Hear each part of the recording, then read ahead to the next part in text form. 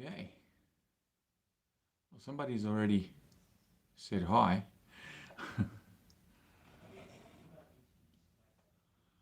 Hoping everybody can see me all right. It's been a long time since I've gone live, so hopefully we'll get some people on soon.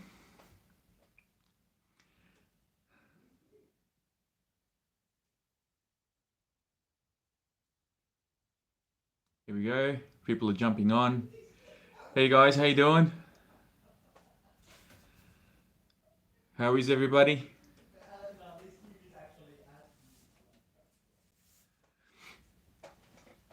Everybody doing all right? Everyone staying safe and staying healthy and all that sort of thing, having a good time?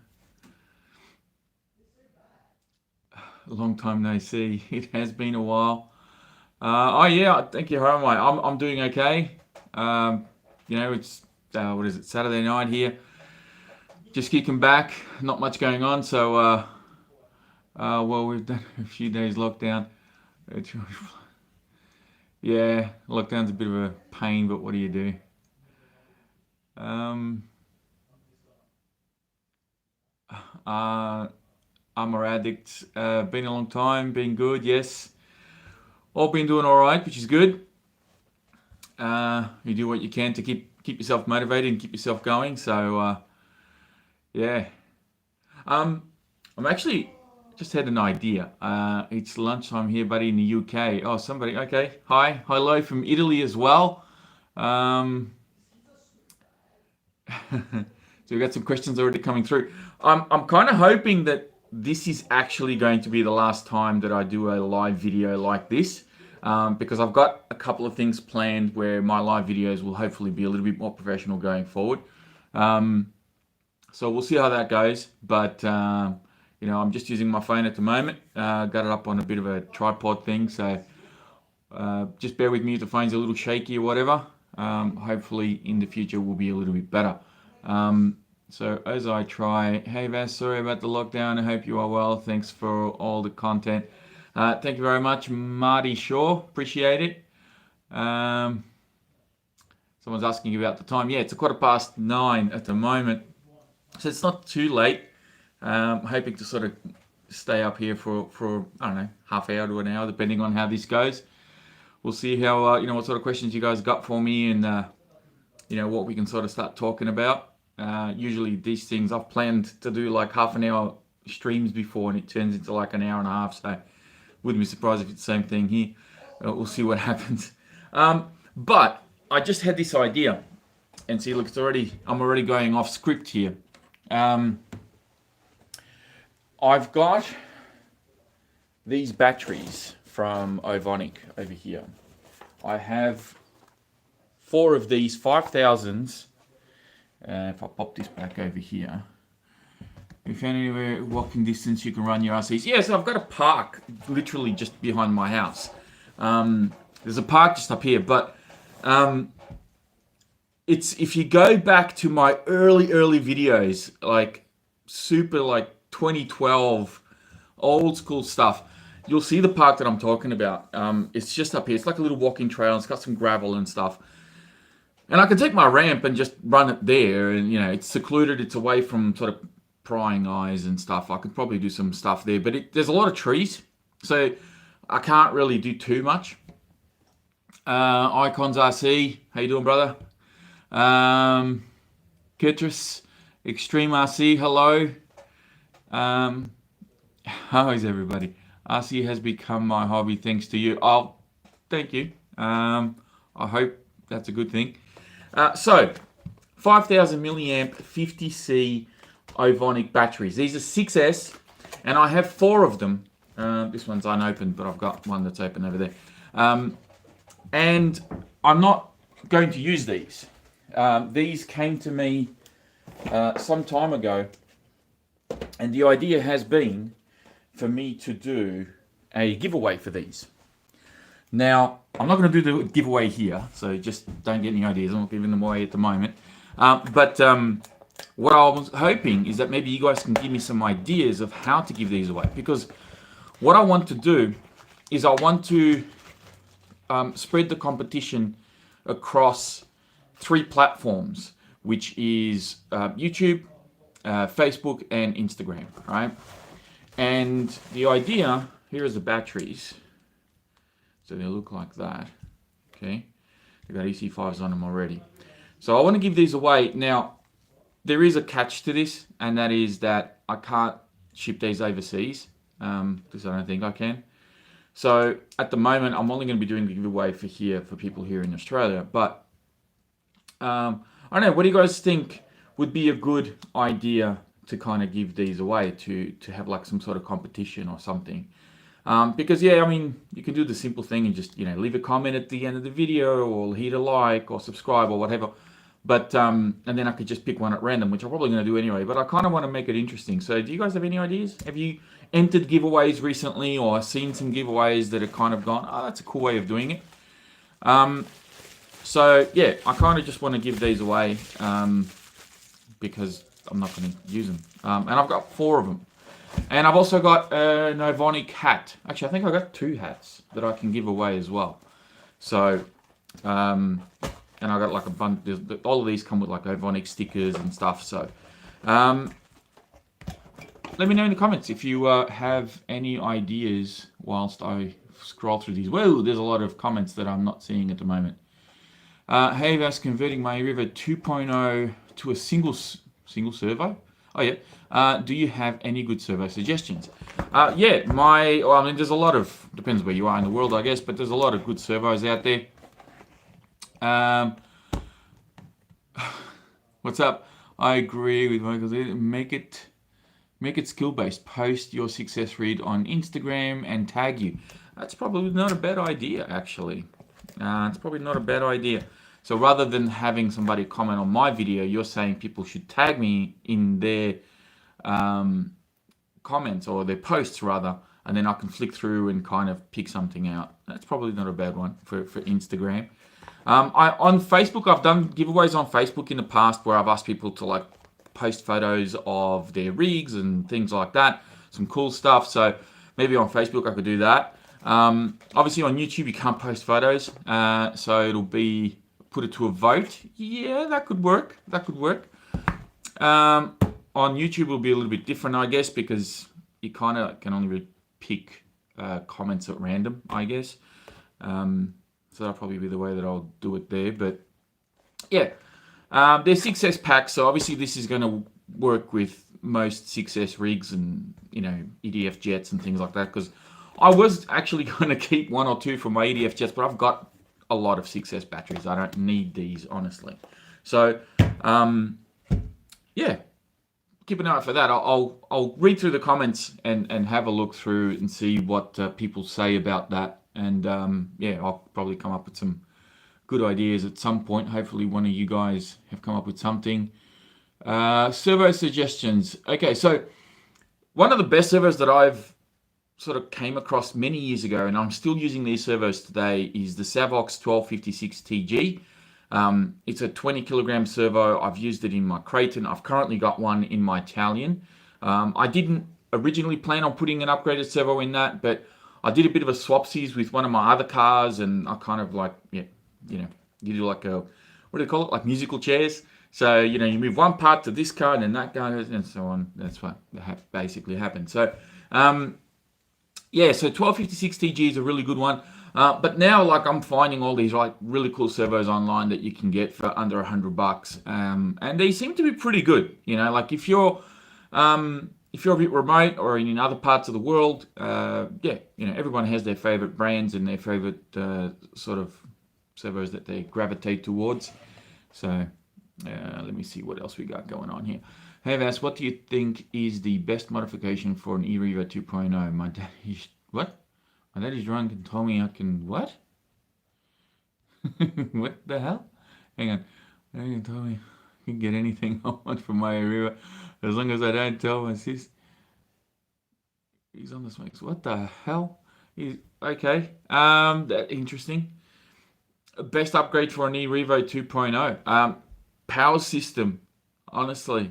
Out of all the eRevos 2.0 that we've sold through the shop, a lot of them actually come back with blown motors. And if the motors don't blow, the what's the name? The ESC usually gets that three flashing red lights, which is like a thermal lockout, and then you can't do anything with it, and basically you're stuffed. Because for those of you who don't know, T-Brand, remember we're not allowed to say the actual brand name on the channel. So T-Brand here in Australia only has a 30-day warranty. Yeah, once you buy one of their vehicles, if you are outside that 30-day period, you're going to be stuck. So just bear that in mind. What else we got going on? Hey, guys, good to see you going live. Maddie Pico, thank you. What's your thoughts on your new Outcast 6S EXP? I think it's great. I have no sort of like major objections on the Outcast EXP. I'm assuming you're referring to the yeah, I think it was the 6S. Yeah, that's right, the 6S EXP. Martin, hey, how you doing? Yeah, I've got no real major objections. I've still got my Notorious over there, as you can see. So I've still got my Notorious. I've actually got an Outcast body for that, and I've been contemplating painting that body up for some time, but I haven't quite settled on the color. Because, you know, silver, obviously the original Outcast came out silver, and then I was thinking of doing something a little bit more bold, so like orange, the orange Outcast was out. So I was going to do like a blue, but a lot of people have done various different colors of that. So I don't know. I haven't quite decided on what color I'm going to go with. Do you still have your Habao Hyper 10? Do you fix the broken body post?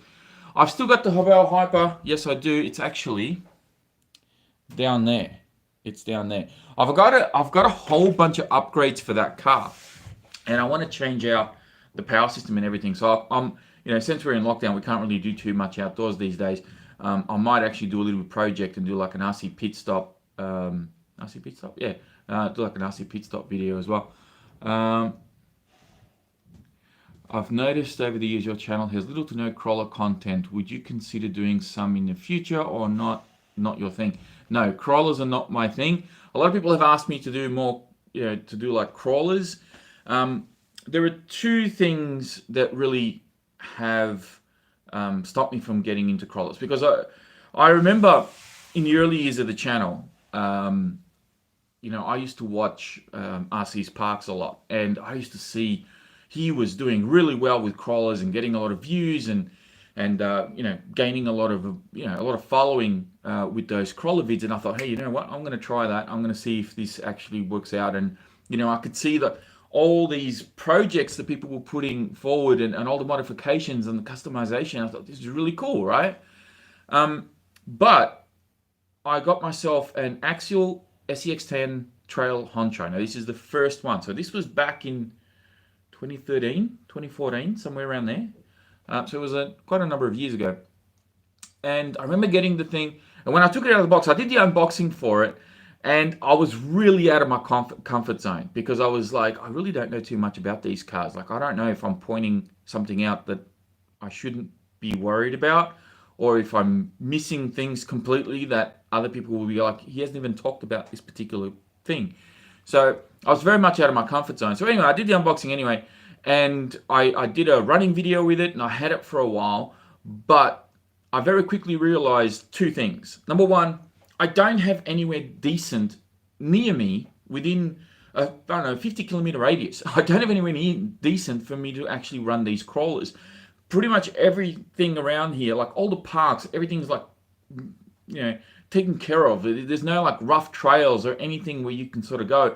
You have to travel quite a long ways out to really find barren, untouched land that you would find crawling something like that actually interesting.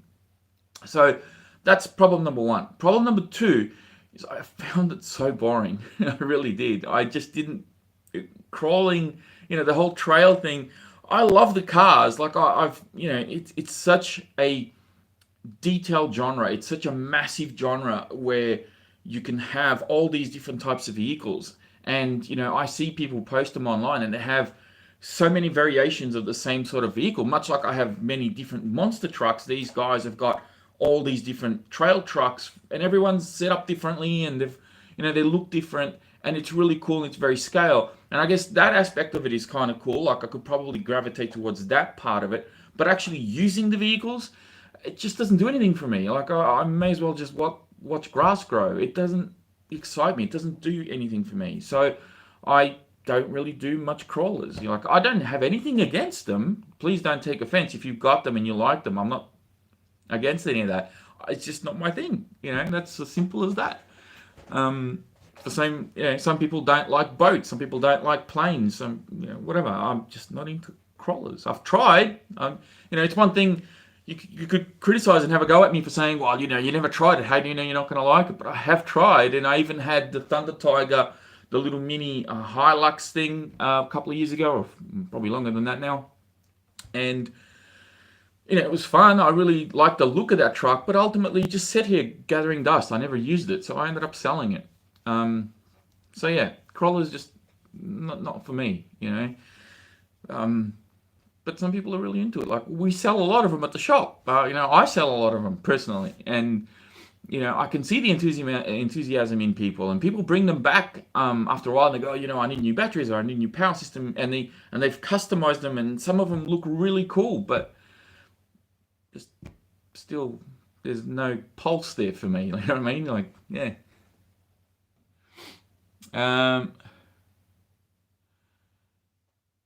What else we got? Hey bro, I need a Seth output on the front diff. I wonder if it's the same as the East. I don't know. You'll have to check manuals and have a look at part numbers and see. Someone said, "Thank God this is a crawler-free sanctuary." People smash up the likes. Let's support our RC Nation and hobby shops. Yeah, please support us. Keeps guys like me employed. Is Tattoo Genzace the kings of batteries? Seems the best I've tried, but there are lots of brands. Ugh, that's a conversation that that's a very dangerous conversation to be having about batteries, because batteries, I find, like there's a couple of things in the hobby that I've noticed over the years, and you guys can dispute it or back me up however you like. I'm open to any suggestions, but there's a couple of things that I've noticed, and that is when it comes to, forget about brand of product as in like Team Co-Rally or Armor or Team Magic or HBI, forget that. But there's a couple of things regarding, especially batteries. There seems to be this undeniable loyalty towards battery brands. And, like, I can show you my tubs, the way I've got my battery set up and everything, that I have easily over a dozen different brands of batteries amongst my collection. I'm not really particularly loyal to any specific brand. I just tend to go with what works for me. And, it could be size, it could be performance, it could be a bunch of different things. But I noticed this primarily on Facebook, that when somebody says, hey, I need a battery for this particular product, there's like, try Genzace, try Ovonic, try HRB, try this, try that. But then there's like, underneath those particular comments, there's all these disputes. What are you talking about? Turnigy's better, it's more valuable. And it's like there's this dispute about batteries. So I always think, like when somebody says, hey, what's the best battery brand? I don't think there is one that's best. I think, a lot of people in the industry have told me that there's like half a dozen factories that manufacture lipos, and then from those factories, the lipo sells themselves, and then from those factories, they brand them all differently. And I know this is fact to an extent because we sell a particular lipo brand that makes other brands, but there's the exact same battery, like they're the same cells, they just have a different sticker on them. So I know that this is true to an extent. Now, whether there's half a dozen or there's 60 different factories making lipo batteries, I don't know. But, I'm not there to confirm or deny that. But the fact that you can have an OEM that makes multiple brands of batteries, and everyone's like, oh no, this one's better, and this one, or this one's better. Realistically, they probably both have the exact same cells inside. Like, it makes no difference. So it's interesting when it comes to LiPo brands that there's this like massive dispute, massive rivalry that exists in the hobby. I find that funny. Peter, good one. I like the crawlers, but I get bored quick with them. Yeah, someone actually suggested that I probably wouldn't get as bored if I had people with me, and that's probably true. Like, because I can understand a little bit of the competition side of things, where you're trying to pick your lines and you don't want your car to roll over, and you're trying to make it up a particular sort of course, and you have a specific time that you need to get through and all that. So I could understand that there would be, that would probably be a little bit more fun. It's a bit more challenging that way. But when you're doing it by yourself, it's like, it's boring. I think I have at least 10 different brands, but I have mostly tattoo. Lots seem good. No rivalry though here. Race Horse was one of the best regular features on the channel because it was unpredictable. Race Wars was good. I do miss doing Race Wars, and I especially miss doing it with my son because it was a good excuse to get him out of the house, and he was actually pretty good. He was actually good at racing me, even though he barely practiced. But if you go back and watch some of the Race Wars that we did, he kept up. He did really good, and I suppose it's expected. He's a young kid. His brain's like a sponge. It just soaks up all this knowledge and all these things, and he just pick things up real quick. So it doesn't surprise me entirely. I think a lot of kids these days are like that. But yeah, it would be good if we could do it again one day. Are you planning on having any T-brand content on the channel soon? No, I'm not. I'll be honest. I actually did sell my X-Maxx a few months ago now, probably 3 or 4 months ago. So I no longer have the X-Maxx. That's gone. And you know what? I'm not sad about it because I actually made money on that truck. I won't tell you how much, but I made a good amount of money on that truck, which was really nice. So I got it at a good price, and I looked after it, and I actually sold it on, and yeah, made some money. I needed it. I'll tell you why I needed why I sold the X-Maxx. It's to buy the phone that I'm recording this on right now. So yeah. Oh no, X-Maxx. I just, you know what? I did the videos that I did with it, and it just sat up on the top shelf. I wasn't using it. I had no obligation to do any sort of further content with it. I just wanted to own one, and I owned it for long enough where I had to work on it, and I know enough about the truck to tell people what you need to do, what you don't need to do, how they handle, how they drive. I got that experience out of it. I got pretty much everything I needed to get out of it. I was going to change out the power system initially. I had plans to do other things with the truck, but ultimately I just went, you know what? Nah, I think I'm just going to move it on. And look, you never know. Maybe one day I'll get bored, I'll get another one. If T-Brand brings something out and they update something, they change something, maybe I'll get another one. But yeah, I got bored with it. I wasn't using it, so I just got rid of it. Are hobby shops doing click and collect? Yeah, most hobby shops should be doing click and collect. I know that we are. We do contactless click and collect. And we have that advertised all through the websites and newsletters and things like that. But even so, people are still coming in and knocking on the door going, "Are you open?" and wanting to come in. So yeah. Hi, Vastus Metro stock any 0.21 nitro race engines? No. So the question has been asked about nitro here on the channel, and stay tuned for that because I may have a nitro car on the channel soon. I haven't used a nitro car in a good 20 years. Like, I haven't owned a nitro car in a good 20 years.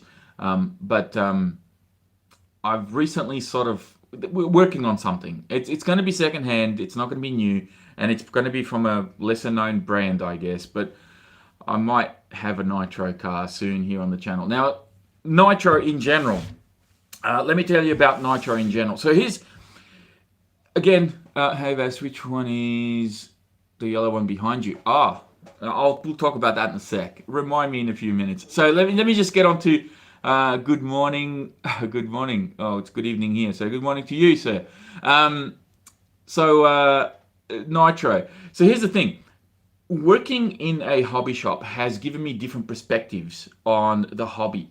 And the reason for that is because, the demographics that exist out there for the hobby in general are quite diverse and very different. Now, a lot of the people that are on socials or on YouTube and so forth, you will shop online and you will order parts and you will fix your cars and you will, it's a hobby, right? We're not buying microwaves here. It's not like if something breaks down, it's like you just throw it at the shop again and get warranties and refunds. A lot of us just battle through it and we get through it and we fix it and then we diagnose it, and that's why I do videos like RC Pit Stop and all that sort of thing.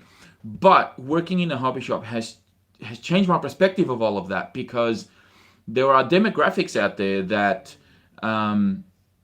they want to take the RC out of the box, plug a battery in, push a button, and go. So when it comes to things like nitro, that doesn't really fit in that criteria, right? So nitro cars are a very niche market now. It's a much smaller market. We still get people either ringing us or coming in and asking for nitro specific RCs. But the fact of the matter is that on the shop shelves, there is hardly any nitro. I think the most common one that we keep nowadays is the Savage X 4.6. We had recently a Losi 8T nitro, which was the Truggy, and I think that's it. I can't remember the last time we had a Revo 3.3 in the shop, or anything like that. Now, with that being said, you can still get nitro if you want to. The problem is, as far as ready to run, there aren't a lot of options anymore. Like people who think, when they were younger, and they wanted to get into the hobby, and back in those days, even I remember back in those days, if you wanted to go super fast, you get yourself a nice, hot nitro car that has 2 or 3 speed transmission, and you'd be zooming down 100 k's down the road, which would be great. But today, that doesn't really comply with what people want. People want simplicity. We're all used to iPhones and being able to track our Uber drivers and buy cinema tickets through an email and things like that. Like, it's all very convenient and very easy and very fast. So for people to take a car out of the box, and before you can run at full speed, you got to run a couple of tanks through it, and then you got to tune it, and every day you have to tune it depending on ambient temperature and all these sort of things. Nobody wants to fiddle around with that anymore. It's like, why should it be this complicated? It's like, I want to take it out of the car, plug a battery in, push a button, and go.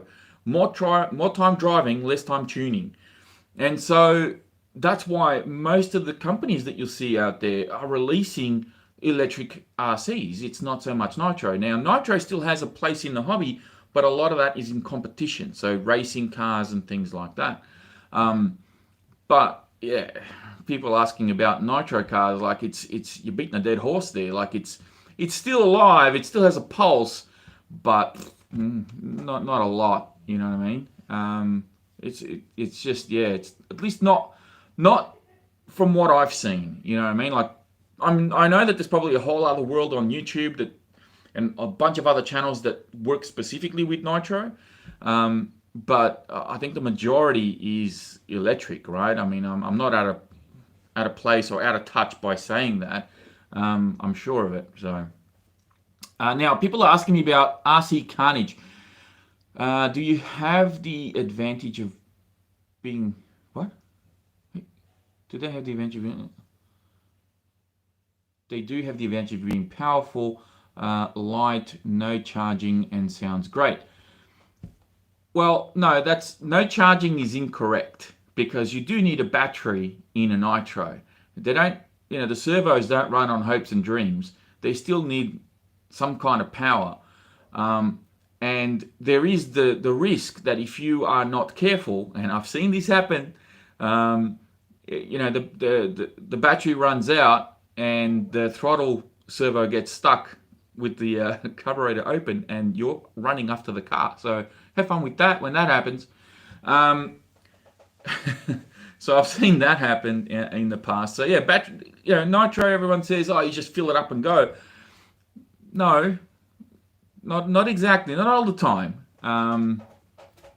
And here's the other thing too. Someone just said, and they are noisy. Okay, so I understand that the individual, the person that wants the nitro, is going to like the sound. I want to hear it. I want to listen. I see the smoke and all of that. But you got to remember one thing, right? That the world in general, and I know this is the same in this country, and I'm sure there's a lot of other places, we're getting more and more congested, right? So the population is becoming more and more dense, which means that if you decide to run a nitro out the front of your street, you're going to annoy somebody, all right? And it's not going to be nice to be able to run a car at the local park or down the street or wherever where you're going to be annoying your neighbors or your neighborhood and causing trouble, right? So there's a problem with that as well. That's the other side of things where, people aren't going to be too happy if you're running a nitro car, and that's what deters people from owning nitro cars. So if you're out in more open land and you've got a little bit more space, sure, no worries, you'll be all right. Some neighbors get a bit pissed off over electric cars. Yeah, look, that's true. I guess it depends on when you're running them. He's taking over. We care about others too much. So let's have a look at. Not that it stops me, but they do. Okay. Hey Vas, what do we got here? Hey Vas, do you know anyone who can make a specific size LiPo drive battery? Huh? Their noise is sexy, but turbo electric is the way to go. Imagine an X-Maxx with nitro engine. Well, the X-Maxx would be too big for a typical nitro. You'd need to probably go 4-stroke with something like that, or 2-stroke rather. They don't like the chassis slap. That doesn't happen with modern nitro. Electric allows.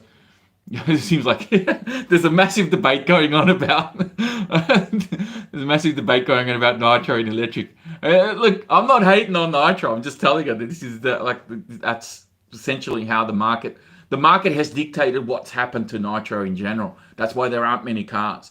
If people wanted more nitro, then there would be more options available. So you got to remember that, Mr. Smith, who wants to buy a car for his 10-year-old, they're not going to get him a nitro car. They're going to get him an electric car because Mr. Smith ain't going to know. I mean, a lot of the times, I got to be honest, a lot of the times we get people in, the parents don't even know how to charge the batteries for their kid's car. The kid has to do all the homework and watch all the YouTube channels and everything. So imagine, a dad buying a nitro car for a kid and the kid doesn't know how to tune it and the dad doesn't even know how to turn the thing on. So you'd be surprised. We have a maintenance guy in the shop for a reason, because people don't want to do the repairs or diagnose their own vehicles. They'll just come in and go, it's not working, fix it. So a lot of the time it's just a flat battery, believe it or not. Isn't a nitro engine also a 2-stroke? No, that's different. 2-stroke is a mixture of unleaded and oil. Nitro is nitro fuel, and it has castor oil in it, I suppose. But it's different, isn't it? That's not the same, is it? Steve Blackwood, good day, Vas. Hope you're keeping sane in lockdown. Yeah. Nitro gang is everywhere. We're just hiding, waiting to strike. Lockdown. I grew up with nitro cars and will always love them, but electric is where it's at. Drive the Felony and see Beast. Yeah.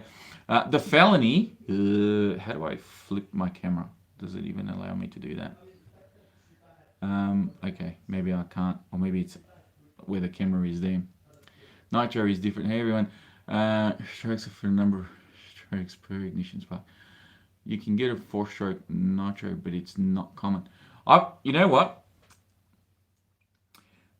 Speaking of uncommon engines and things, I had somebody ring up asking for a diesel-powered boat.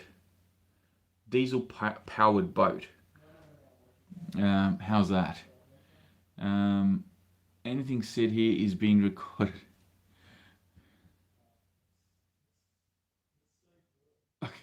Okay. That is true. Number of strokes matter. Okay, even KTM motorcycles come with brushless motor now. Oh wow, okay. What is that? The starter motor? You can get a 4-stroke nitro. Yeah, I said okay. Blah blah blah. What else we got?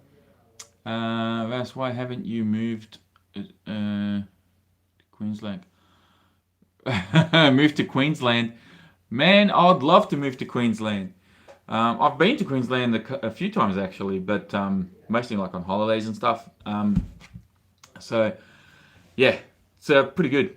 I'd love to, but anyway, maybe one day I'll retire up there, buy a little house next to the beach somewhere.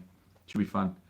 Do you think that a new motor worth their price? I've never used them. I've never used new motor, so I don't know. From going by, everybody that does speed runs, I actually had one guy that put a new motor in an Outcast just for a basher, and he seemed to be pretty happy with it. But yeah, I don't know. What else we got? Senior is live, been up since 6. Ugh. What are them green batteries you use in your speed runs? Need to order some. Oh, the green batteries are the Ovonic batteries. These guys. Well, this brand. For those of you who've just joined, I am going to be giving away 4 6S 5000 milliamp 50C batteries. I will be doing a competition, or not so much a competition, but like a giveaway of sorts. And I'm going to be doing it. There's going to be 3 platforms. I'm going to be giving away some on YouTube. There will be Instagram and Facebook. So everybody will get a shot at winning. And it's going to be for Australia only because I have the batteries here. I'm pretty sure I can't ship them overseas. Now, somebody asked me about this yellow car over here. You guys are in lockdown? Yes, we are in lockdown. So somebody asked me about this. This, I'm sure you guys, if you haven't seen photos of this, I'm surprised because I have posted quite a bit of content. Well, not content, but just photos and stuff online with this. So this, as you can see, is from the Mad Max movies. And it's actually on a Hobao.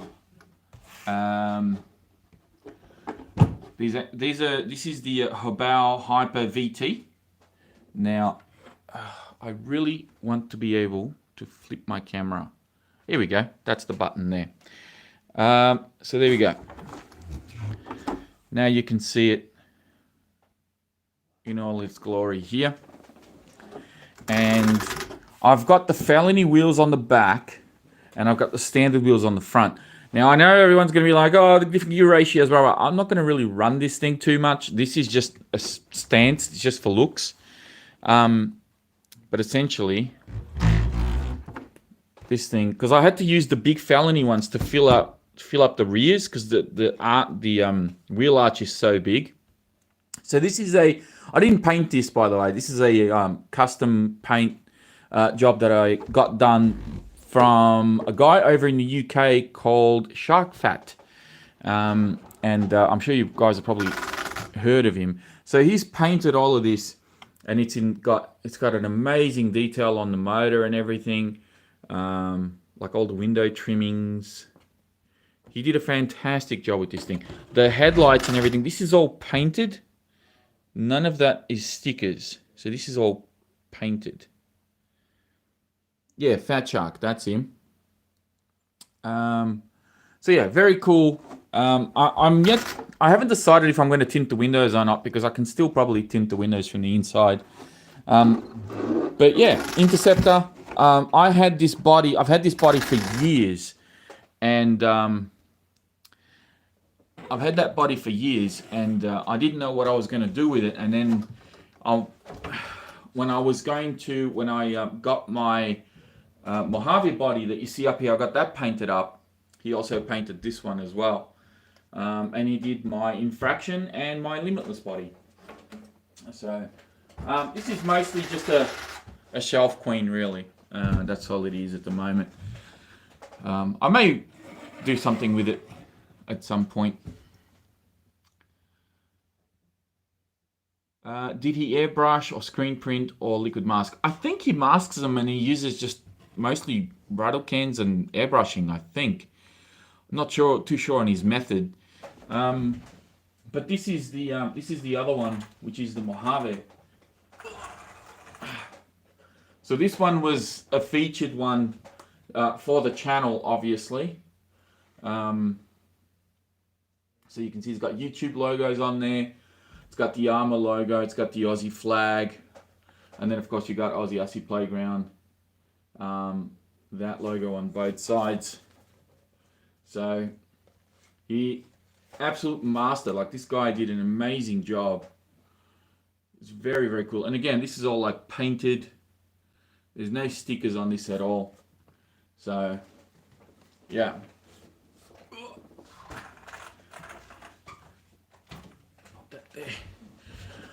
All right.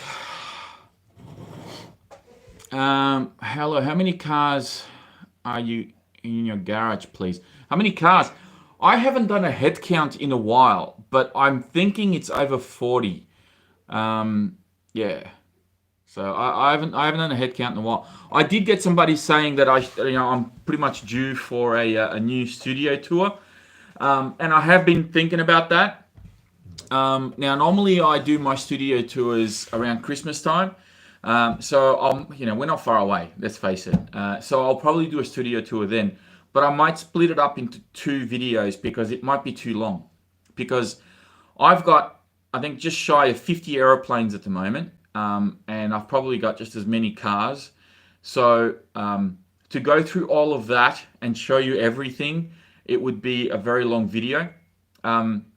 So I may actually split it up. So I might do the cars with one and then do an aeroplane one differently, because I have to take, I got airplanes upstairs hanging on walls. Yeah, it's all over the place. So it'll be too long. I just noticed you can still see just over there, you can still see the limited edition Outcast is there. So that's still see. How many RCs do you have? I don't know. I think I might be pushing 100. I'd have to be pushing 100 in total, because I know I've got about, I think it's just shy of 50. Probably got around somewhere between 45 and 50 aeroplanes. I actually sold one yesterday. I had a guy come and pick it up, just a little Spitfire that I had. But yeah, quite a lot. But I've gotten rid of some cars. I did a bit of a clean out a little while ago, and I've got a couple more that I want to get rid of too. I got those Sen Racing solid axle monster trucks that I'm not really using anymore. I've done my content with them. What is my favorite basher at the moment? Probably this guy, the EXB Creighton. I really like this one. That's a really nice basher. But I still have my favorites. Like, I love my Thunder Tiger ST4. So this is one, if you haven't seen it up close, I painted this body, so this was not, what do you think of that? That looks alright. So this one I did myself, and I'm pretty proud of it. It's turned out pretty good. I'm happy with the Iron Man. I want to do another body. I've got a similar body to this that I need to paint up, and I want to do like a Captain American theme one. So that's on the agenda, and hopefully we'll have them both together. Now I keep seeing comments. I need to address this. what did you think of the Italian EXB? Italian EXB is, fantastic. Same as the Outcast EXB 6S. I think both of those are actually really good additions to the Armour lineup. Now, someone keeps asking me about RC Carnage. So here's the story with RC Carnage and why we haven't seen any RC Carnage now for almost 2 years. Obviously, last year was a complete write-off because we had COVID and we had all sorts of things. But aside from that, even if we take that out of the equation, forget about all of that. The problem that we've got with our RC Carnage is that where we used to run it, which is literally, I'm pointing over there because it's like 5 minutes up the road from me, where we used to run RC Carnage, they put a paved walkway right through where we were running, right? So we've gone, okay, we'll go to the jumps. So we did 1 year, which I think was late 2019 was the last time. So I think it was 2019, early 2020, we did a couple of meets over at the jumps. So the jumps that were outside the BMX track, which worked perfect for us because the sun was behind us, where the original RC Carnage, we were kind of facing the sun. So every time I'll be filming, we would go over to the left, and to get around the tree and stuff, the sun would just be glaring in your eyes, and a lot of times we'd mess things up and crash into trees and crash into each other and whatever. So going on to where the jumps were was actually a lot of fun. We could go in and out of the jumps. That we used them as cones per se. We had a tree that we could go around, and we stood on top of a mound, which gave us really good line of sight. And we had, the BMX track was originally behind us, and the sun was behind us. It was perfect. This was like the best that I think RC Carnage ever got. And then we had a couple of guys that would bring out tables, and we could put our remotes there and our cars, and it was just so good, right?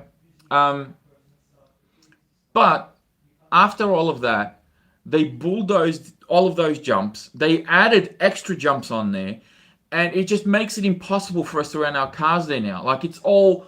And then on top of that, no one's there to maintain it because of COVID. Everything's closed down. There's no one there. So last time I saw that area, they were just littered with jumps. Like, you can't run RCs there anymore because all the jumps are too close together, and some of them are small. So they've ruined it, all right? And then now it's got growth all over it. So there's grass and weeds growing all over that area. Like, no one's mowed it. No one's looked after it. It's just terrible. So we've been contemplating, hey, we know we need to find a new location. We need to go somewhere. And the location needs to be in a spot where, half a dozen guys can come with their cars, dump their gear, and have all of the stuff there. Because there's no point in going to a location and have to walk for 30 minutes to carry all your gear so you could run your cars. And it has to be somewhere in this area. So it's kind of hard to try and find another location that was as good as that, because we had the car park there and it was great. And people were walking around, walking their dogs and whatever. They would stop, they would watch, and it was just fun. It was a really good space for us.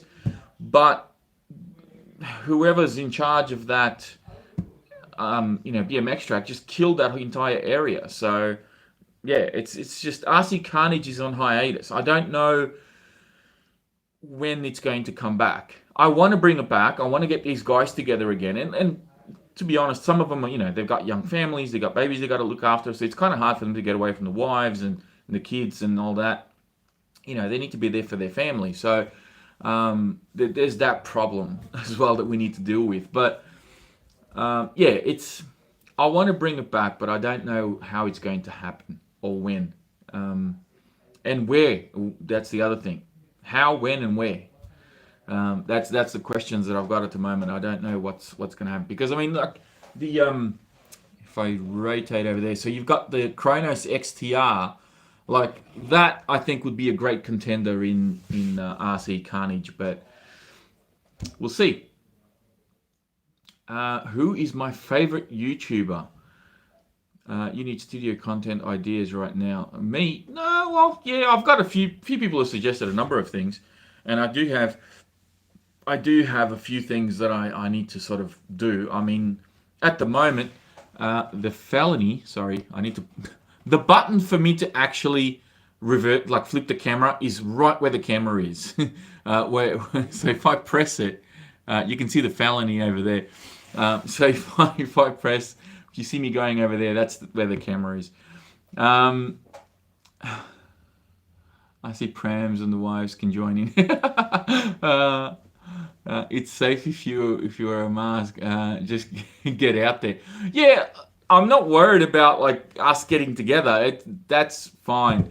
But yeah, it's just finding somewhere to do it.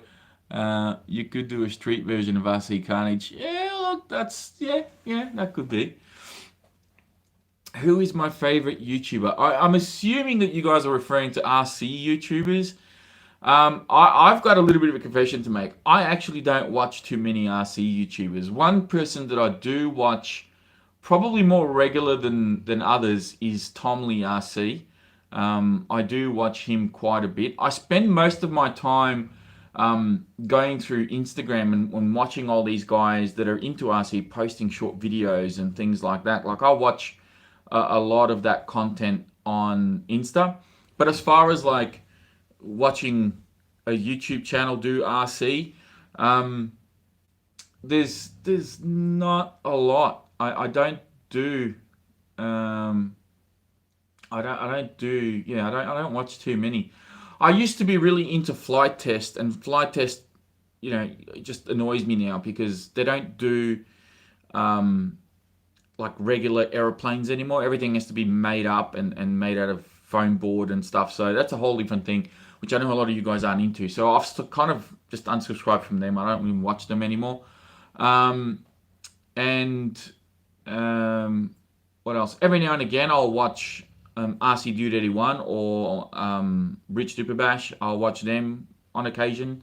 I don't watch everything they do, but every now and again, I'll if they've got something interesting, I'll watch that. Especially if they got the new releases and stuff. So because obviously I'm not getting any of that stuff anymore, so I'll watch them for some of those. But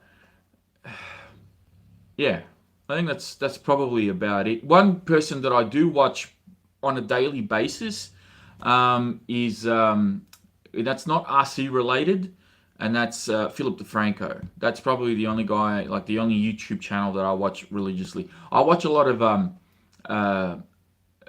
space content, like what do you call it? Is it astrology and all that sort of stuff? So I watch a lot of like stuff that hasn't got nothing to do with RC at all. Stuff that's kind of interesting, just to get some other knowledge and to sort of break away from RC. So I watch some stuff like that.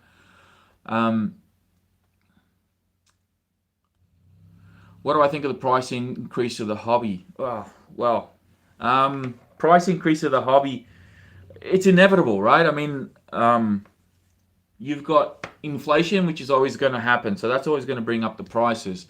And now you've got a situation where there is a high demand and short supply. And then you have issues with posting, or rather, not postage, shipping, I suppose is the word I'm looking for. You got issues with shipping, which has just skyrocketed the prices. Like, for example, I'll give you an example. There's a plane that's recently come out from a company called X-Fly. And I wanted to get one of those planes. And I've been, what do they call it? Procrastinating. I've been thinking about it and looking at it.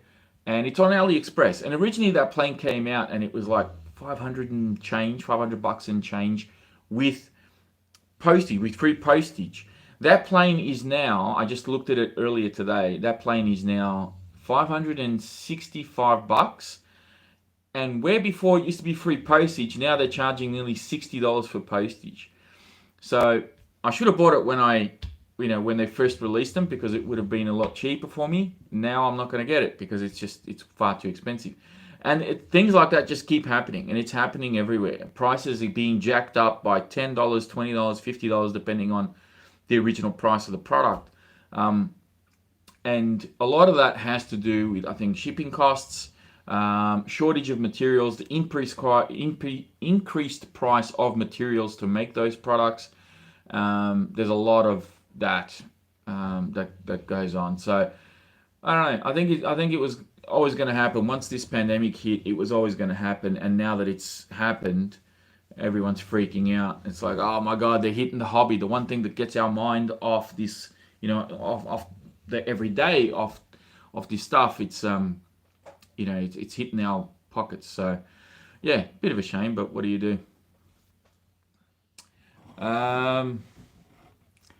Let's see, what do we got here? I have asked you to see my question. Do you think the growing EV market, Tesla, etc., will make lithium batteries for RC cars too expensive to make, would potentially kill the hobby? I don't know. That's a bit of a deep question that I don't know if I've got any. I don't know if I've got any input on that. Tim Corelli, what are my thoughts? Well, I don't want to give too much away regarding Tim Corelli at the moment because I want to save that for some reviews, which I'm already starting to sort of piece together some stuff. Tim Corelli have a great attitude with the cars that they produce. I think probably the pick of the bunch has to be something like the Radix or the Python, and then you've got the Chronos XTR. Which I know a lot of people have spoken quite highly of those particular products. As far as my Punisher and my Jambo,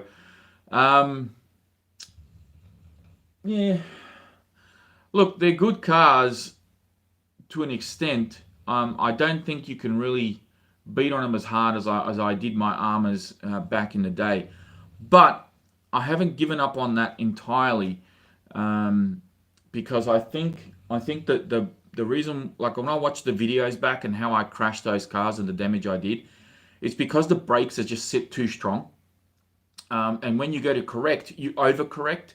So I nose darted my cars a couple of times my timing wasn't off. It's just that the brakes are too damn aggressive and I've just nose darted the cars needlessly and unwillingly. So yeah,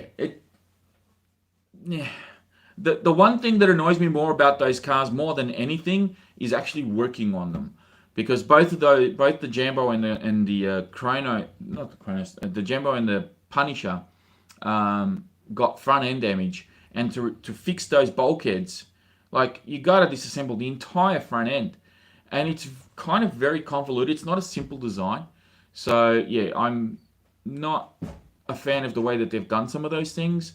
As I said when I when I did the unboxing for those cars, there were some things that I think Tim Corelli did very well, and perhaps in some aspects even a little bit nicer or better than Armour.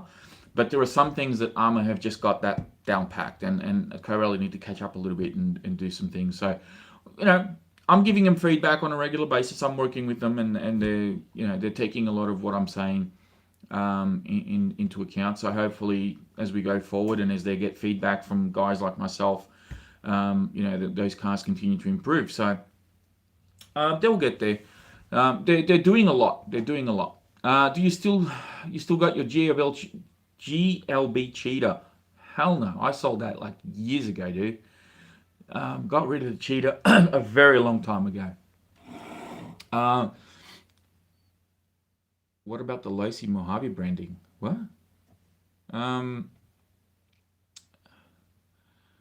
Hope you're well, Vas. Good to see you again. Thank you very much, Bushy FPV. My Corelli Dementor I thought was more of a flatlander basher. Handled very nice and much better shocks than Armour by, but they are weak. Tim Corelli needs to do better. Look, they'll get there. Build a Techno or Mugen. I still have my Techno, although I was thinking of selling it, but I still got my Techno down there. My where is it? Where am I pointing? Oh, it's right down the bottom. Techno, the green body down there. That's the Techno there. I still have that, which is the MT410. But I was going to sell it. I did have it listed, and I didn't get a lot of interest. So I'm keeping it for now. I did sell my Rival. For those of you who remember the Rival, I eventually got rid of that. And I took the power system out of that and put it in here. But I'm waiting for a Sensor cable. I ordered a really nice sensor cable on eBay, but it needs to be like super long because the ESC, anyway, it's hard to explain. It's just, it needs to be really long, and what I had wasn't going to work. So that's got a Tekin system in it now, and yeah, we'll see how that goes. Let's go to dropping 15. If I was close to dropping 1500, is there a new model worth having? Or better to buy components and kits from scratch? Oh, that's hard. Hi from Germany, Horst. Hello. Lots of options. Ticket away to build G. Hang on, trying to catch up. Horizon. I see queers work hard. I'm joking. They travel all over doing this stuff. They are great. I haven't really watched RC Keys. I know of them. I've seen them pop up here and there, but I don't really watch them. Learn how to drive one day. Take it down. Build from scratch. Build from something used that has arms and pins. Any thoughts about cantilever shocks? All the RC currently have identical. Yeah, because no one's allowed to have cantilever shocks. The last time a company tried to do that, which was Armour, they got sued and they had to can the Nero.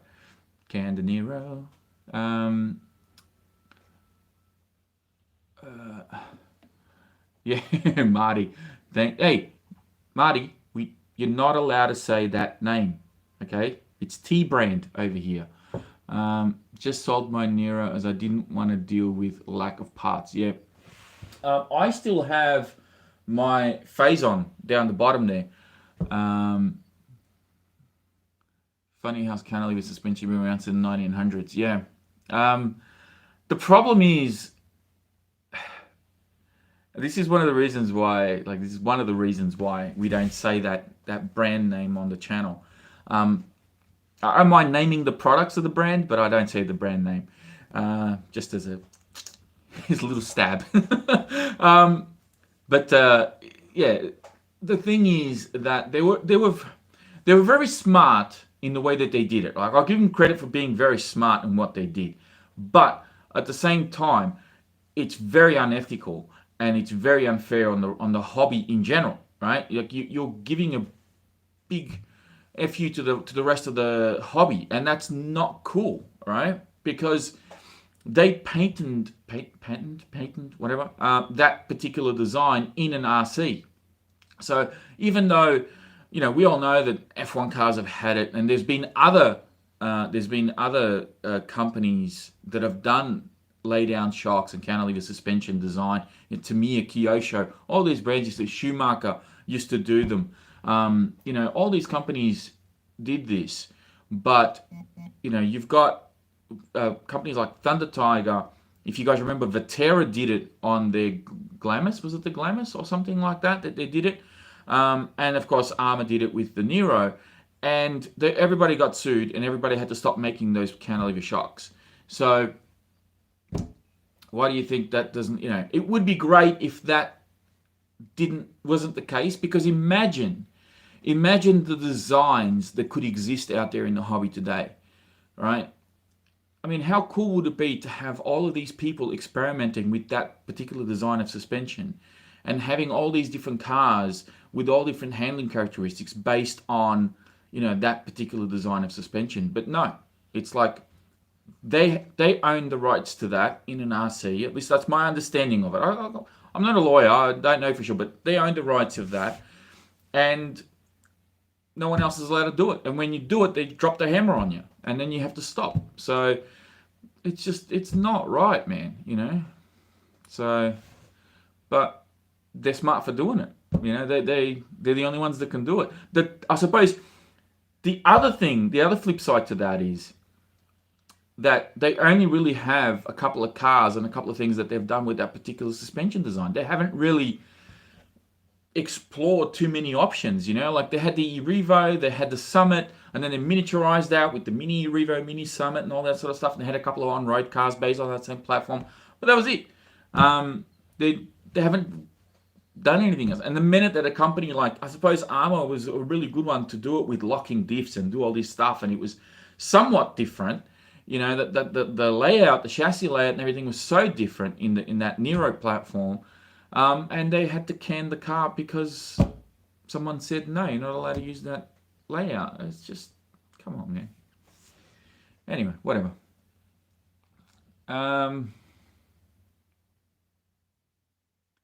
Nero was 2-speed as well. No, it wasn't. No, Nero was not 2-speed. It had 3 locking diffs, and it had the suspension, and that was it. You know, but it could basically be. It was like the Nero was a cross between the E-Revo and the Summit. You know, it was a Summit on steroids. Is probably the best way to describe the Nero. And you know, Armour brought out 3 different models. There was the Nero, then there was the Phazon and the Big Rock. And I think Jason at one point said in an interview, I'm pretty sure he said in an interview, I don't think it was in my interview that I did with him, it was somebody else. He said that by the time they, like the whole thing happened and they had to can the car, they already had like a V2 lined up to go. So there was already a V2 in the works when they had to kill the car, and that's really sad to hear that. You know, in a way, some of it lives on. You know, you still got the 3S Big Rock. You still got the Voltage Phazon. You know, so there's still some of those names still live on. But the Nero has not come back, the actual name. And I think Jason's made that pretty clear over the years that he's not going to do that. He's not going to bring it back.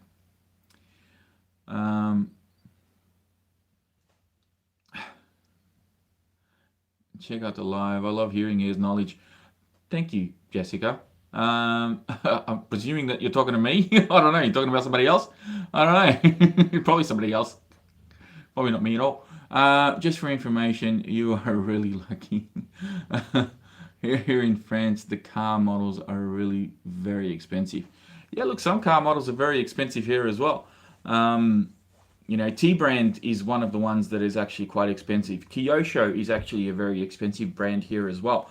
And Armour has come up in price quite a bit as well. The 3S cars are still very affordable though. The 3S cars like crap all over the T-Brand cars as far as pricing. There's a good 150, 200 buck difference. So that's really good. So the 3S definitely have a huge market here in this country. But the 6S cars, like you're looking at a Creighton or a Notorious ready to run is like $1,000 here.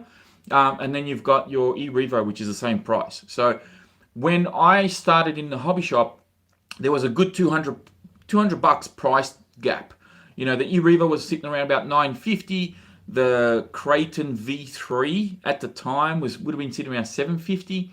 So there was a good $200 gap. But with every release, Armour have just come up and now they're the same. And then you look at the EXBs, the EXB ready to runs, the 6S ready to runs are $1,250, somewhere around there, for a ready to run.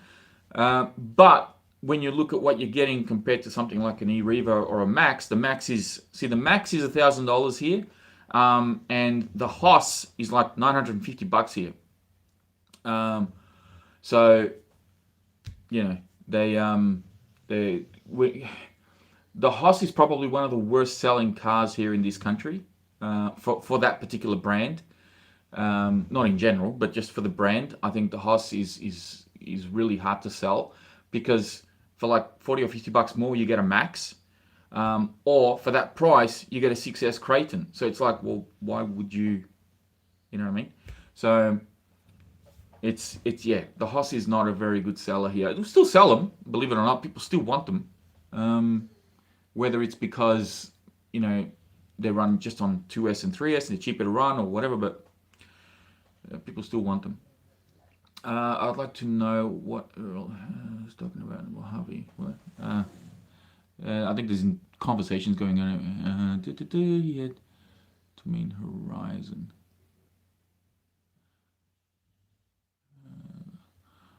when you get sued by 2 different companies over one car, probably wouldn't be a good idea to keep it going. Yeah, well, that's true, Joe. I think you made him blush. Made me blush. All right, so what else we got? How long? Oh, geez, we've been going on for an hour already. So this is probably long enough. So I don't really have too much to show you or too much else to really talk about. I know you guys are throwing questions at me, and I'm trying to sort of. I do love Dome Pop. Come on, man, that name, Horst. The name. Don't say the T brand name. I do like. I had hundreds of hours of fun with their products. Yeah, look, I'm not knocking the products. I just want to be clear here. I'm not knocking the products. All right. They do have. Sorry, it's all right. I'm just playing with you. They do have. They do have some good products. You know, like. I'm not knocking the product. So anybody that owns a T-branded product, you know, I'm not hating on you. It's fine. It's just the company itself, the way that they conduct themselves, and some of the things they've done and said over the years. Yeah, it's just, it hasn't been great. What happened? Okay, I've said this story like, I don't know, like at least a dozen times. It's a good T-brand vehicle. I love how everyone's catching on. It's T-brand, okay? So what happened? What with for me not to support that brand as such? So, okay, over the years I've owned, just so that we're up to scratch here. Okay, over the years I've owned an old X-Maxx which I had like 20 years ago. I bought that 20 years ago. So I had an X-Maxx.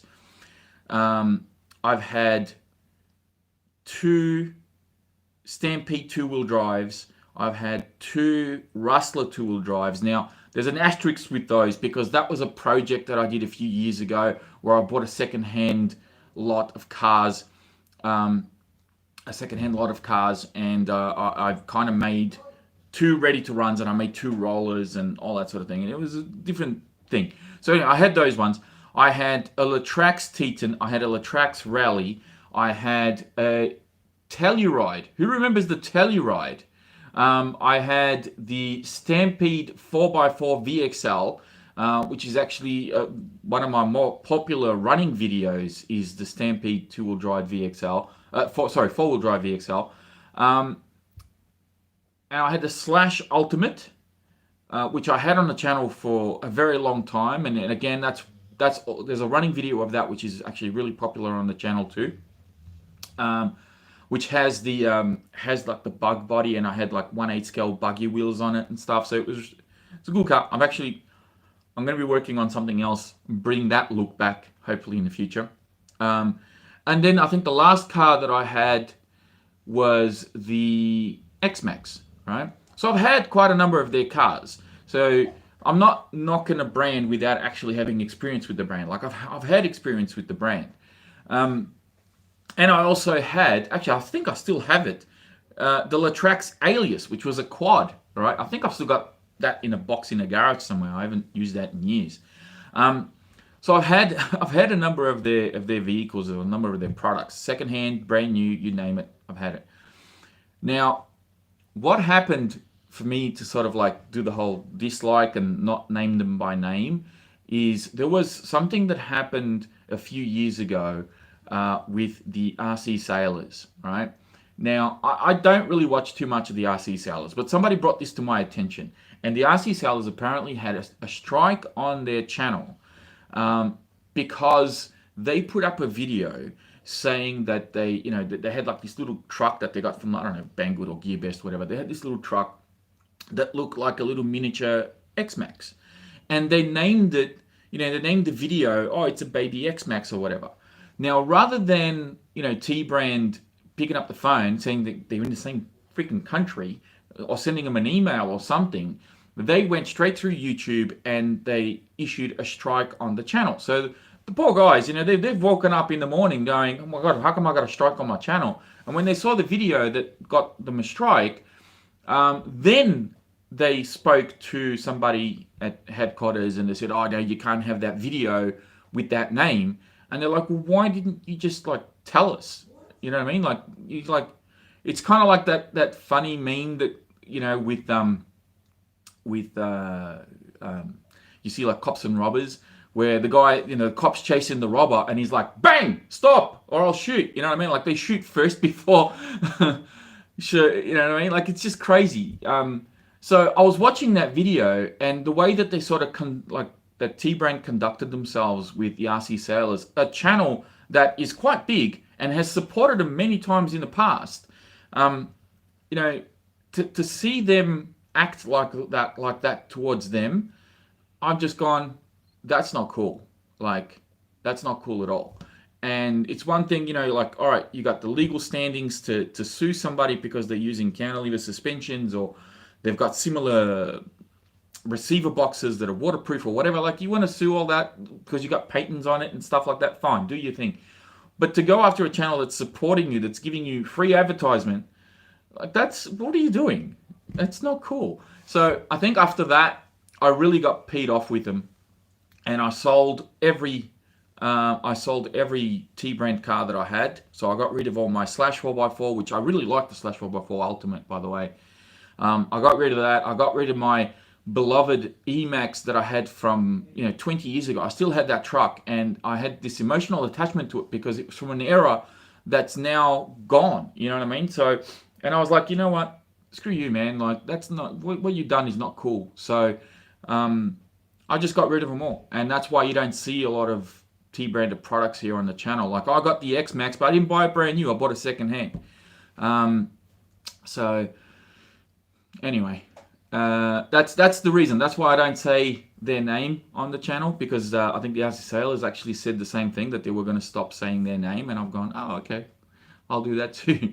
But I've always said this from the beginning. I'm not knocking the products, okay? They still make good product. Not all of them. I still think the Rustlers and the Rustler two-wheel drive and the Bandit two-wheel drive should be completely redone. They've been around for so long. But some of their products are good. They do make some good product, and they're a very popular brand. They're a very well supported brand. But I think the company as a whole just need to just chill out, man. Stop being such a burden on the hobby. Geez. Hey, Baz from the USA. Hope you're doing well. What a treat to see you live. Big salute to you folks here in the chat. Thank you very much. Pay it forward, RC. That's a very nice message. Thank you, man. I hope you guys are doing all right too. They don't discontinue willy-nilly. That's what do we got? I will not speak of the T-brand on my channel. West Oz RC. So now you know the story about T-brand and why I don't, and it's a bit of tongue in cheek, right? I can't say that I really hate them as such. It's a bit of tongue in cheek. It's just because they're being, sometimes I think they wake up in the morning and who can we piss off today? And they just, let's go sue this person. Let's not beat them at their own game. Let's sue them instead. Just, I don't know.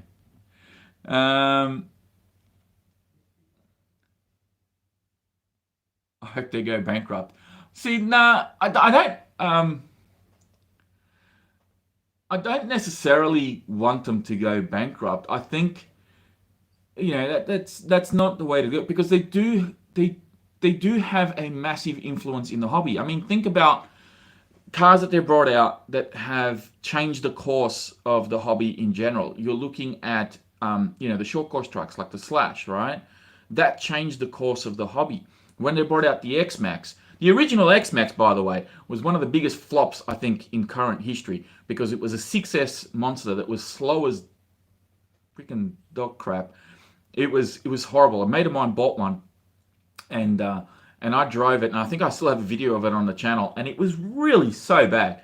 And they had issues with diffs and all sorts of problems. The original X-Maxx was bad, but once they got that up to 8S and they fixed it, it was proper. Like, it's been that the X-Maxx has been one of the best sellers. Like, we can't keep up with it over here in Australia. Like, whenever we get a shipment of X-Maxx, it's gone.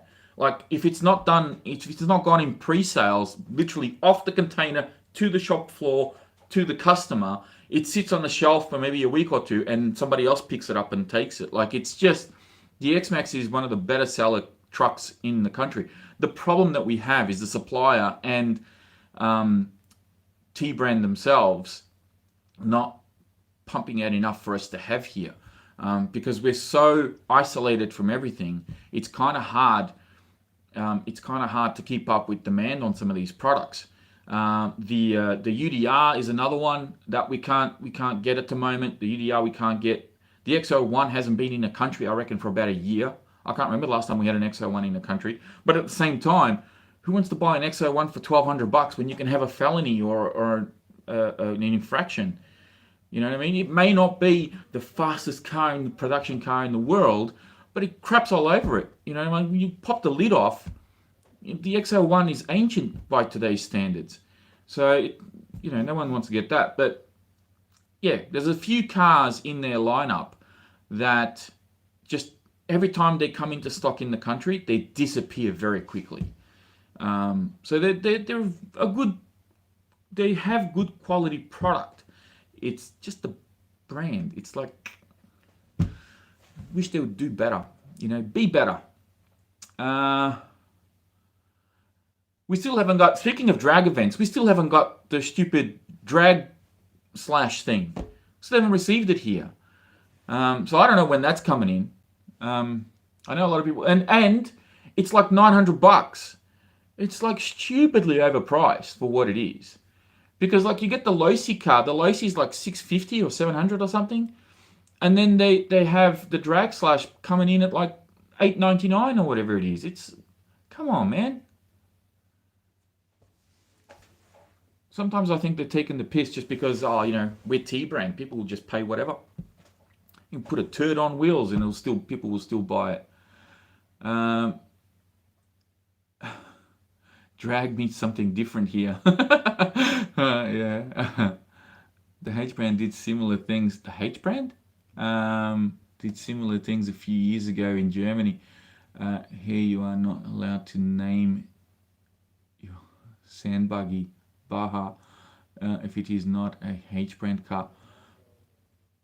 Oh, okay. You're talking about HPI. Well, in fairness, like we have two brands in the country here, which is King Motors and Roven, which knocked off the Baja from HPI, and I think that may have been, you know, contributed to the fact that HPI no longer has the Baja, you know, and I don't know if HPI will actually bring the fifth scale cars back at all.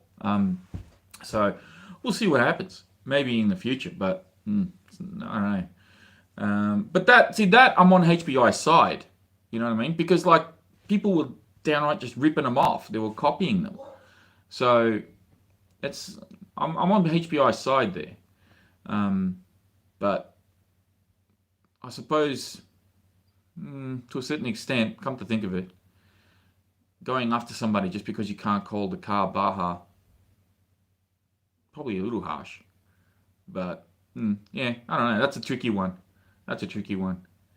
But yeah, I just wish HPI was still as strong as it once was, really, because I used to have an old RS4 belt drive electric car, so I always have a little bit of a soft spot for HPI, you know. Speaking of which, for those of you who haven't seen it, and I'll show you this just before we finish up here, because it's almost 1.5 hours. I've managed to put the wheelie bar on the jump shot, which has ball bearings on it, which is really cool. So I really like that, and feels nice and strong. So it should hopefully hold up a bit. And I also put the short course bumper on the front of this car. Now there is a catch to this, and you have to cut the bumper here to mount it over the top of the existing bumper. So you can see the existing bumper just back there, and this just kind of goes over the top. Originally what I wanted to do was remove the original bumper and have this kind of go over.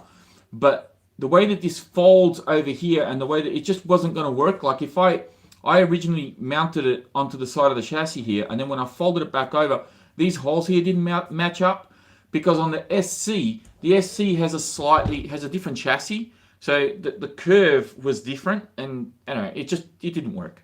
So I had to cut it. And just mount it over the front, but it's nice and strong now, and it protects the whole front of the body, where before there was like nothing there. So you can see, like, oh geez, you can see if I have a nose landing, it's not going to hit the body, it's not going to hit the wheels. Yeah, the jump shot looks sick. I love the wheels on this thing. I'm really looking forward to running this. I think that for a two-wheel drive little monster truck, I think that's a great little truck. Just needs a few things taken care of.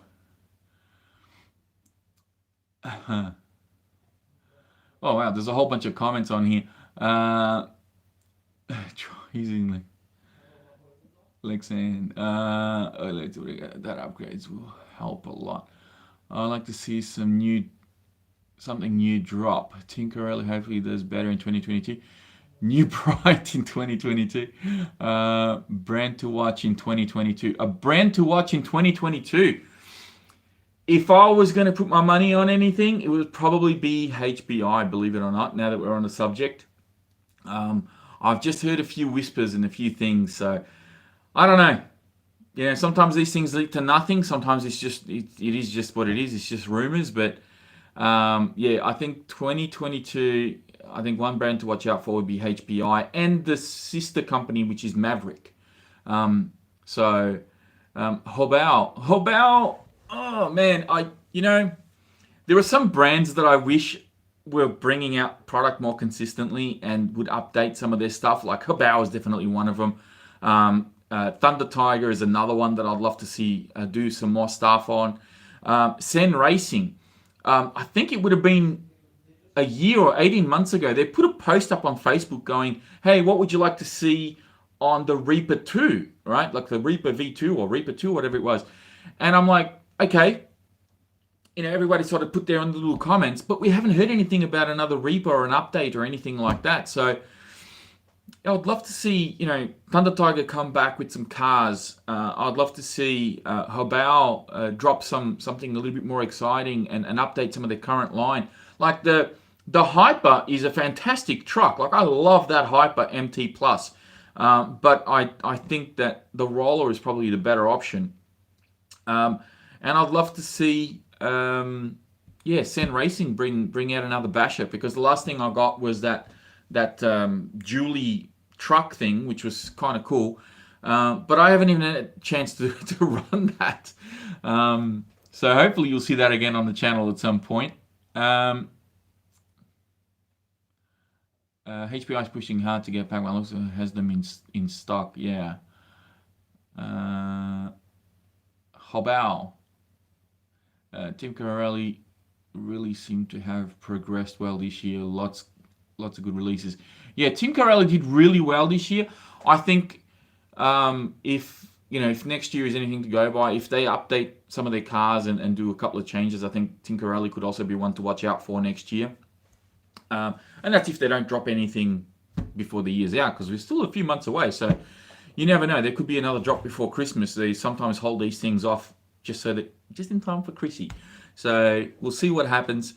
And who knows? Maybe I distinctly remember seeing a post. Somebody posted something on one of the Armour Facebook groups or something, and I remember Jason Dearden said that the 4S cars, these guys. Actually, it'd be easier if I just show you. This guy, the 4S cars, he said that they were going to be out, I think the first or second quarter of 2021, which is this year. But it hasn't happened. So I presume that there's been delays, there's been setbacks and things like that. So if they don't release the 4S cars before Christmas, I think it'll happen next year, and that's if they haven't completely canned them. But I don't see why they would can a car after one version, and and given that it was so popular, and I absolutely love that 4S Creighton. I want another one. I've been holding off getting anything like a Vortex or anything like that because I'm sort of waiting for the 4S cars to drop, and I'm hoping that maybe I could get my hands on one of those. So yeah, that's I've sort of been holding off on that. But yeah, I don't know. We'll see what happens. I mean, Armour would no doubt be in the playing field as far as releases and updates and things like that, but I don't know if they're going to release anything new as such. But I would love to see a 4S line. We'll see what happens. I wouldn't be surprised if WSO start making spec racing cars. Yeah, look, I think it's only a matter of time before we start seeing some of those cheaper brands bringing out little drag cars. Even if it's like, imagine doing a drag series but with 1/16 scale. Like you see a lot of those WL Toys and a lot of those other guys. It's almost 9 a.m. here on the East Coast. You see a lot of 10 scale running and 8 scale, but where's the little minis? So how long will it be until we start seeing 16 scale or 18 scale cars come out ready for drag racing? I mean, that'll be kind of good. Mini Z drag car. Yeah, you never know. That could happen as well. So yeah. All right. Well, look, I've been on here for about an hour and a half. I think I've chewed everybody's ear off by now. So I think this is long enough. Someone says never. I appreciate the support. I really do. All right. Well, look, I'll tell you what. How quickly can we make that like button go up? Can we hit 70? That's only like 15 more likes. Can we hit 70 likes? Let's see if we can get up to 70 likes. Can we do that? 56. Come on. Who's on here? Who can? 61. Here we go. 2 hours more. 2 hours more. 64. If we can get to 70, I'll stick around for a little bit more. Okay. Oh, 69. Oh, I think we're gonna. That's too easy. Maybe I should have aimed for 100. 73. My goodness. All right. Well, you keep hitting that like button. If we get to 100, I'll stick around for another 30 minutes. All right. So for now, I'll stay here. 77. You guys are crazy. 78. My goodness. Thank you for the support, guys. You don't want me to go to bed by the looks of things. All right, well, hit me. Come on. Give me some questions. Give me something to say. So, somebody's hit the like button twice. It's gone down by 1. It should be easy. 83.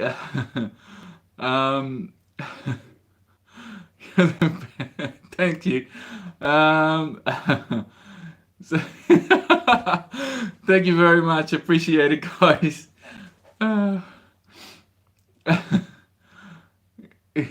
Use your multi accounts. You guys are too funny. That's too funny. All right. So, okay. Watching from Japan. Hello. Thank you for tuning in. So let me just put these batteries away that we got going on here. All right. Well, how about, since you want to keep me around, what could I show you? Okay. How about this? I'll show you what I've got planned for this truck right here.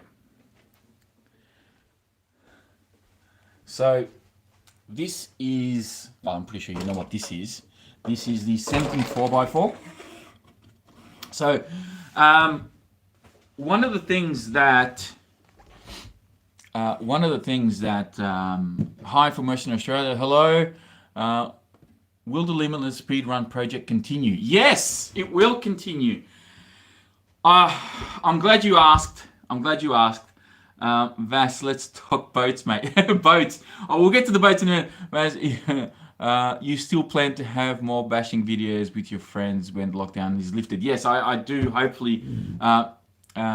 Is that spiders on the wall? Spiders? Oh, no. These are my quads. Spiders, you're talking about those? These are my quads. I've actually got another little one over here. which I need to work on. But they're my race quads. I've I actually just finished one of them recently. So I still want to get out there and do some FPV racing and stuff. I never saw part 3 of the Limitless build. Okay, we'll get to the Limitless. Okay, you guys are keeping me around, so spiders are bigger than that in Oz. Hey, you're probably not wrong. I've seen some doozies. I'll tell you some horror stories with some spiders. Actually, do you want to hear some stories, some personal experience stories with spiders? Actually, this will probably be funny. All right, so let's do that. A little bit different from RC. So we've got a couple of common spiders that we have here around the house and pretty much everybody else, right? Now, I know that there's a lot of videos out there about every creature in Australia wants to kill you. That's not entirely true.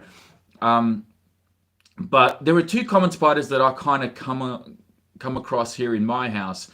One is the Whitetail Spider. Now, if you want to know what I think in America there's one that does very similar, has very similar venom or poison or whatever, called the what is it, the Loctus or something like that. I don't know. It's some weird. It's like a little. It's like the whitetail. The whitetail spider is only. It's about that big, right? And they get pretty hefty, and they're kind of an aggressive spider as well. You scary, Aussie. So the whitetail, as the name entails, it has a little white dot, like a little paint drop on the very tip of its tail, and it's got an elongated tail, so it's not like your typical sort of rounded spider. Or like the bum of it, it's like a elongated tail. Its venom eats away at your skin. That's right. So the whitetail, if it bites you, it's not necessarily fatal, but you will have a pretty bad reaction on your skin. Someone said it's like a liquid paper mark. Yeah, it's exactly right. Like if anyone knows what liquid paper was, or at least when I was back in high school, we used to have liquid paper. It's like a little tiny dot on the back of its tail. Now, I've had a couple of really close calls with whitetail spiders, and I hate the freaking things. I kill them. I kill a lot of them. In the years that I've been in this house, I reckon I've killed maybe 20 or 30 of them, maybe more, right? I've lost count. It's insane. Now, should I start with the worst one? We'll start with probably the worst one. So the worst one was when I was working for this other company. I used to shave every single day, right? Shave the face every day. And what I used to do is when I was in the shower, I'd be shaving, right? In the shower, I had a mirror and shave in the shower, whatever. So one time, because I don't have glasses on, so I need glasses to see far away. Like at the moment, if I'm looking on the screen, I can't even read the writing that says back here. Like I can see white, but I can't read any of that.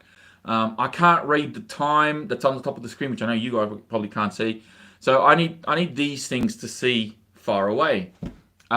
So anyway, I'm in the shower and I've got shaving cream on and I'm doing this, and I see through my peripheral vision, I see something like this, kind of like if you do this and you just see these little tips of your fingers sort of coming up through the peripheral vision. And I've gone, what the freaking hell is that? And I've just slapped slapped it off my face. And I see this black thing just land in the shower. And I've gone, the freaking hell is that? And I've had to obviously bend out to see because I can't see to the floor. I can't see. So I've looked over and it's a freaking whitetail on my face in amongst the shaving cream. How? The only explanation is it's fallen from the ceiling somehow. I don't even know how it got on my face. So that's probably the worst one. I'm surprised I didn't get bitten. And then there was another time when I was on the computer and I was doing some editing, and I'm just sitting there. This was before I had this desk, because this desk is a solid desk, but I had another one. If you go back and watch my RC collection of 2017, I had a glass desk, right? So I'm on the computer and I'm doing my editing and I'm click and moving this and doing that. And again, through my peripheral vision, I've seen something on my leg because I had blue jeans on at the time. So I've looked down and it's a freaking whitetail, like one of the biggest ones. The thing was like massive. One of the biggest whitetails I've ever seen. And I'm just sitting there, I'm like, well, how's this? What? So, I'm just like, I'm waiting and I don't want it to crawl up me. So it's just very casually just sort of like doing this on my leg. It's just crawling very slowly on my leg. So I'm like, I don't want to panic it. So I'm waiting for it to sort of like get onto the side of my leg, and I've just sort of slapped it and got it onto the ground. And as soon as it hit the ground, freaking stopped on the bastard. So I managed to kill that one as well. And then there was one that was on my bed. Like it managed to crawl up from under my bed. So I've literally gone to bed at night. I'm lying on my pillow and, I'm just got my hand like this and I feel something go up my hand. And I freaking got up. I'm like, what the hell is that? All right. Turn the lights on. I'm like, what the hell is that? I lifted my pillow and it's managed to crawl under the pillow. So, mate, whitetails in this house are like crazy. The fact that I'm not dead or I'm not like half my face is missing is a freaking miracle. And then this is another one. This was during the summertime. They always like they're really big in the summer. During winter, I don't get too many of the whitetails here. But as soon as the warmer days start coming, they come through the vents. They come in through the door like freaking whitetails everywhere. One time, I woke up in the morning, and wake up, whatever, covers off, go have a shower, come back. I come back, and I see something black on my sheets, right, on the bed. As I've come out of the shower, I see something. I'm like, what the hell is that? So I grab my glasses. I'm like, what the freaking hell is that? During the night, this is going to freak you guys out. During the night, I've managed to roll over onto a whitetail and squished it with my shoulder. So there's a freaking dead, squashed whitetail on my bed sheets. I'd burn the house down. So yeah, you want to talk about spiders? Bring it on. I've had my fair share of close encounters with bloody whitetails, and the fact that I haven't been bitten by one yet, and they're pretty bad. Like I've killed so many, man, so many. Redbacks. Okay, so redbacks are a slightly different breed. Oh, not slightly different breed. It's a completely different breed of spider. They don't really come into the house that much. Redbacks are the type of spider that will be hiding out in the sheds, or if you got like junk in your garage, they'll hide behind, bits of timber and things like that. And then if you're not careful, you're grabbing all your gear.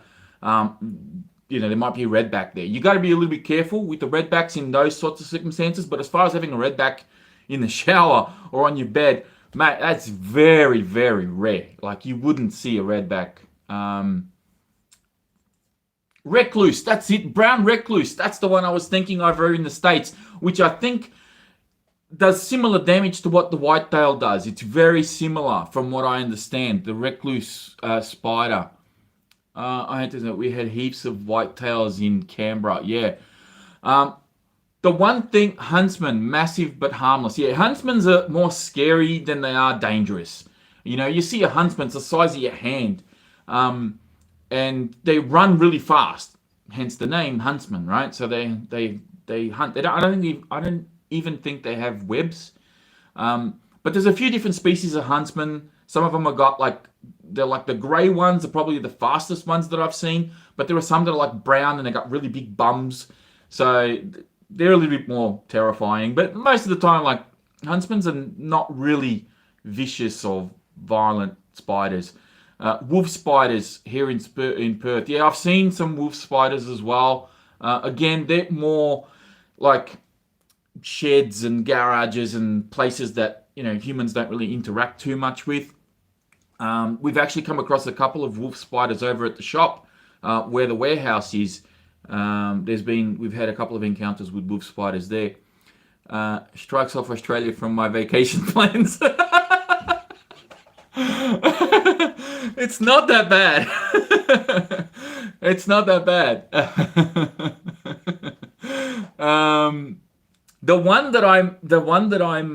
I'm actually glad we don't get over here is the funnel web spider. We don't get a lot of those here in Victoria. I think they're starting to come down to Victoria, but they're more up north still, so we don't get a lot of funnel web spiders. Those ones scare the shit out of me. Like, I am terrified of just looking at pictures of those funnel web spiders. They are incredibly aggressive, and they will attack. So they're pretty bad, man. Like, I've heard some pretty bad horror stories of funnel webs. But thankfully, they don't come. I've never really seen one in person. I hope I never do. Don't lie to me. Gotta watch out from them drop bears. Yes, the drop bears. Drop bears are the worst. Had to run on my steering column as I was going to work one morning. Spilled coffee all over my brand new truck. I could imagine. And I thought my mother-in-law was scary. That's too funny. You guys are classics. So yeah, spiders, pretty fun. Haven't really come across too many snakes other than a red belly snake. When I used to go fishing, this was years ago, guys. Like we're talking 20 plus years ago, probably. I used to go fishing with my old man and my cousin, and we used to walk for a good 40 minutes to get to the location near this river or whatever it was. And we used to see red belly snakes as we were walking along and stuff like that.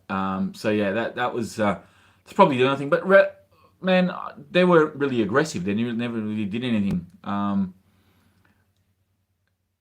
more scared of bees. Yeah, bees are bad, man. Like, I got stung by a bee right on the corner of my eye one. I'll tell you a funny story. Not with bees, but with wasps. So my dad. This is not involving me. This is involving my dad. My dad told me this story. God, I don't know how many decades ago.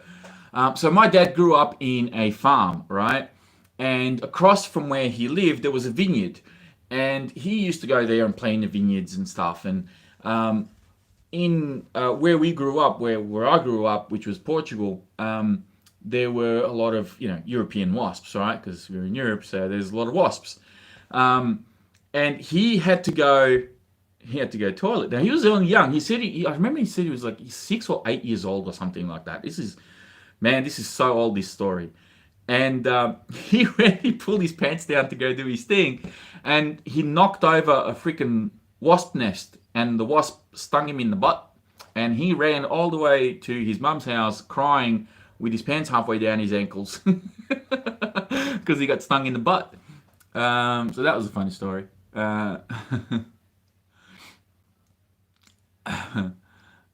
We killed 2 copperhead here the other day. Whoa, copperheads. Man, they're pretty dangerous.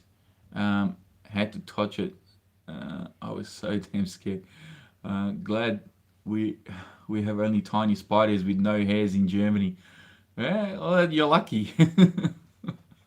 Had to 6-inch hornet about a week ago. Oh man, I tell you what, the first time I saw a hornet, I didn't even recognize what it was. And I actually have video footage of this.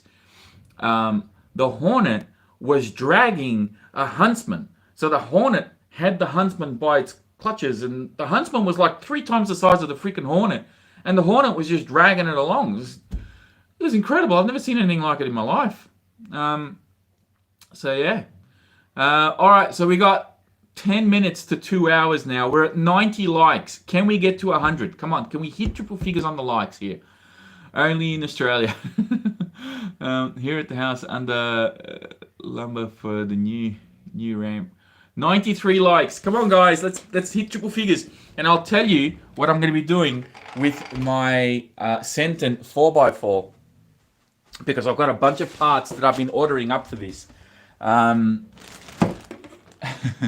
Hello, so how are you? I didn't get your live notification. Oh, that's a shame. Well, I'm almost done. Oh, 98. Come on, 2 more likes.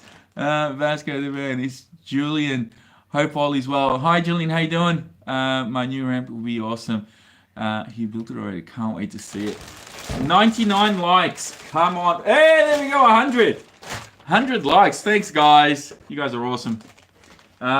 So, if you remember, I was talking about the Slash 4x4 that I used to have, the Ultimate, and it had a body like this. So this is the, do I have the tag? I don't have the tag anymore. This is a J Concepts body. It's like a Super Baja body or whatever it is. So this I'm going to put on the Senton.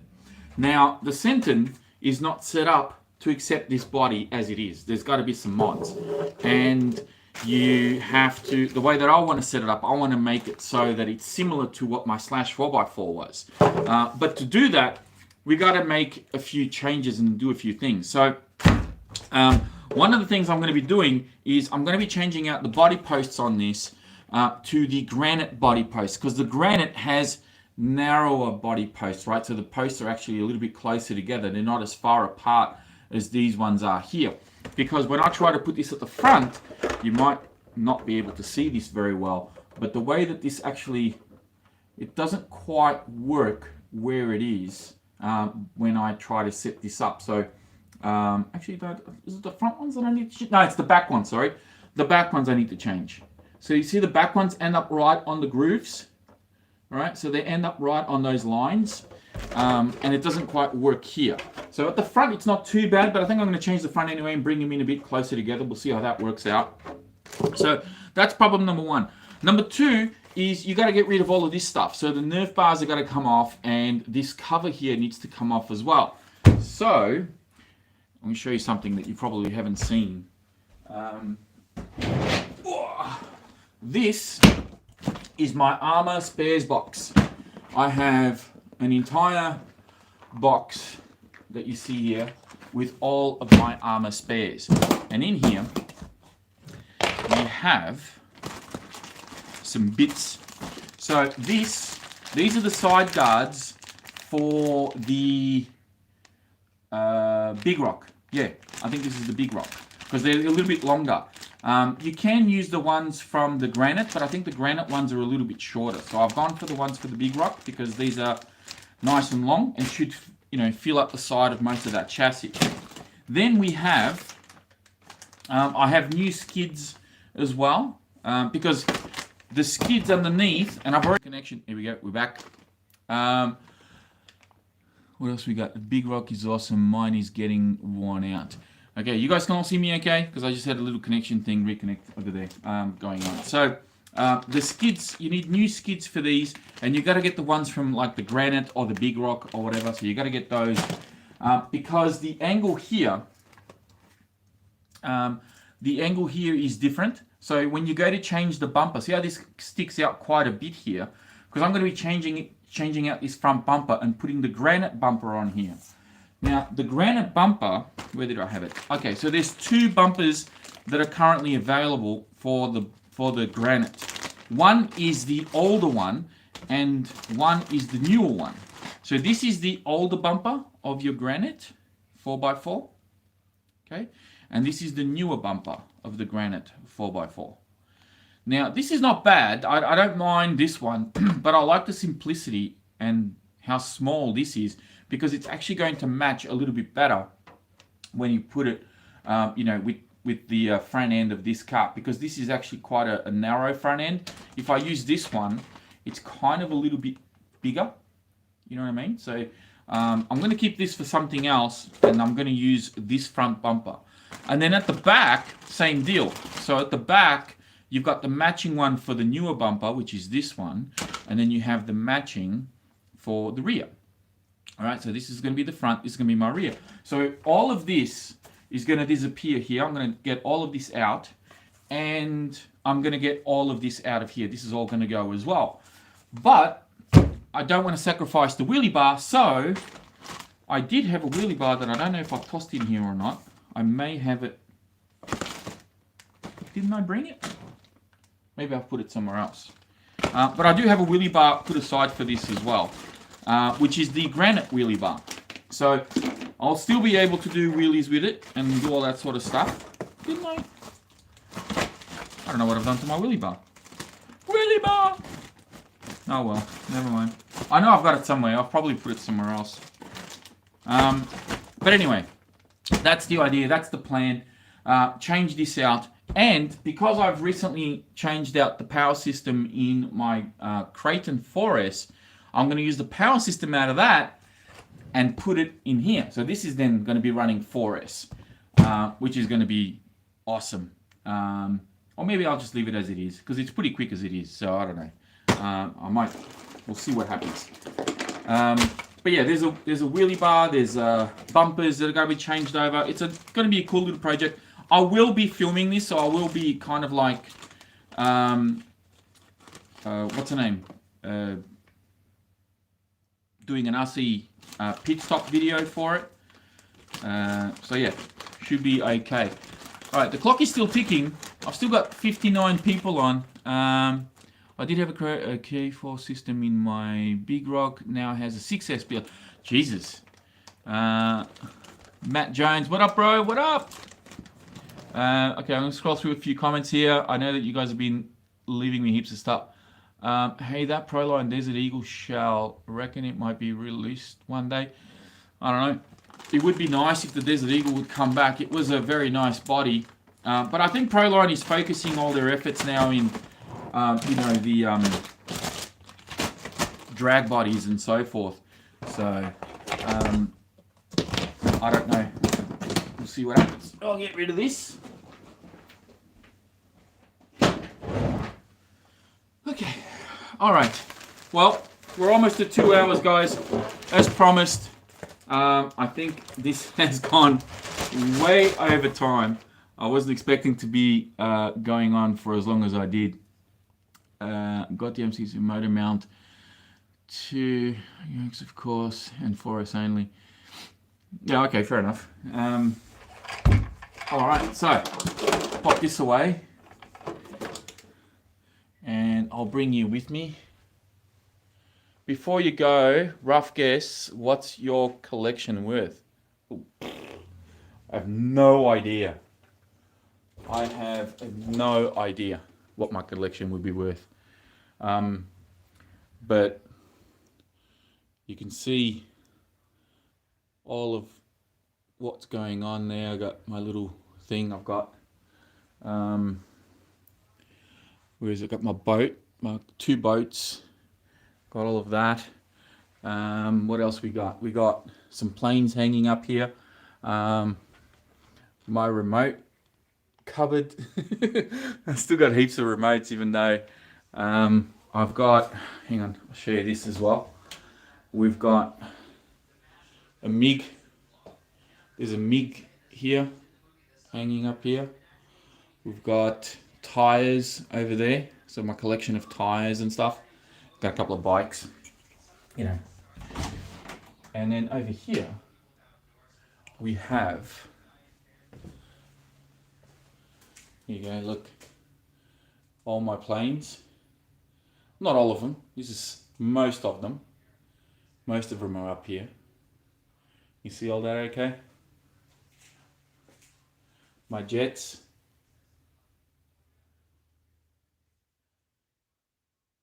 So I got quite a fair bit. Wow.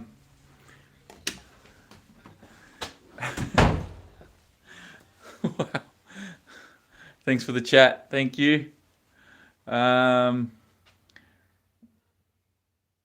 pro of lockdowns I did quite perfect for street runs. Yeah, it's true, huh? What you have behind you? There's a what? Yeah, right. Holy moly, my wife said I was crazy with my little wall of RC stuff. Give us your address again, please. A bigger collection than Talbot. Oh, I don't know. It's pretty big. Like, I've been doing this for a long time, and you know, I would probably have more if I had more room, to be honest, because I a lot of the times, like, there's been cars that I've sold and planes that I've sold that I wish I hadn't. But sometimes you have to, just to make room and to obviously keep putting out new stuff.